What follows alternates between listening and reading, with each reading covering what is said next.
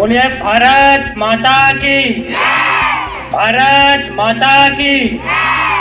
सभी विद्यार्थी ऐसे महामानव भारत रत्न जिन्होंने हमको शिक्षा और पढ़ने लिखने का अधिकार दिया, ऐसे भारत रत्न बाबा भीमराव अम्बेडकर जी की जयकारा लगाएंगे, जिनकी बदौलत आज हम पढ़ लिख रहे हैं।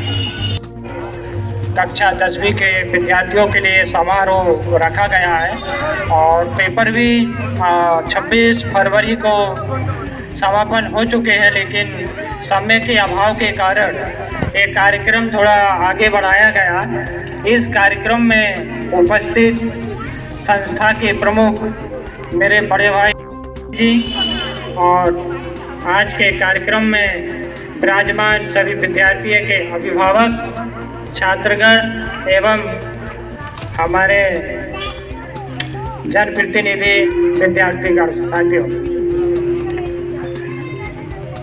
जैसा कि आप बच्चों का जो पेपर हो चुके हैं, लेकिन आप इतनी अच्छी संस्था पे पढ़ रहे हैं जो आपकी संस्था का नाम गुरुकुल, जहाँ पे इसी संस्था के नाम से भगवान राम ने भी गुरुकुल आश्रम में शिक्षा ग्रहण किया था, और आपको भी सौभाग्य है कि आप इस ऐसी संस्था पे गुरुकुल पे शिक्षा ग्रहण कर रहे हैं जहाँ पे ऋषि मुनियों ने भगवान श्री राम और भगवान श्री कृष्ण को गुरुकुल आश्रम में ऋषि मुनियों ने शिक्षा देने का कार्य किया था। ऐसे ही अमरवाड़ा नगर में गुरुकुल नाम की एक संस्था, जिनके संचालक किसी ऋषि मुनि उसे कम नहीं है, उनकी पूरी भावनाएं ऋषि मुनियों जैसी है, अगर की बहुत ही अच्छी शिक्षण संस्थान है। और जो आप ऐसी शाला में पढ़ रहे हैं, आपको गर्व होना चाहिए। विद्यार्थियों, आपने पेपर दे चुके हैं और गाइड करने का तो अब सवाल ही नहीं रहा कि कैसे गाइड करना था। आपका पेपर समापन हो चुका है, लेकिन हम आपसे उम्मीद रखते हैं कि आपका पेपर हो चुका है और आप सभी विद्यार्थी 90+ अंक के साथ उत्तीर्ण होंगे और अपने माता पिता के सपने एवं गुरुजनों ने जो शिक्षा दी है, 8 महीने आपने लगातार इस संस्था पे आकर मेहनत किया, शिक्षा ग्रहण किया है, निश्चित ही आपको सफलता मिलेगी। हमारे पास इस परीक्षा में बैठे ऐसे भावी विद्यार्थी हैं जो IAS, IPS, IRS और डॉक्टर, इंजीनियर आगे चल के बनेंगे, लेकिन आपकी सफलता का निर्धारण कक्षा 10वीं के बाद से ही निर्धारण होता है कि आप किस क्षेत्र में जाना चाहते हैं। एक कक्षा 10वीं एक ऐसा कक्षा है जहां से आपका भविष्य को निर्धारण करती है कि आप कक्षा 11वीं में अच्छे परसेंटेज आने के बाद आप किस क्षेत्र में जाना चाहते हैं। कोई डॉक्टर बनना चाहता है, आज IIT का बोलबाला है। जैसे हम BE तो कहीं से भी कर सकते हैं, लेकिन आजकल BE का ज़माना गया। जो IIT से ही जिसका चयन होगा वही आज बड़ा इंजीनियर बन पाएगा।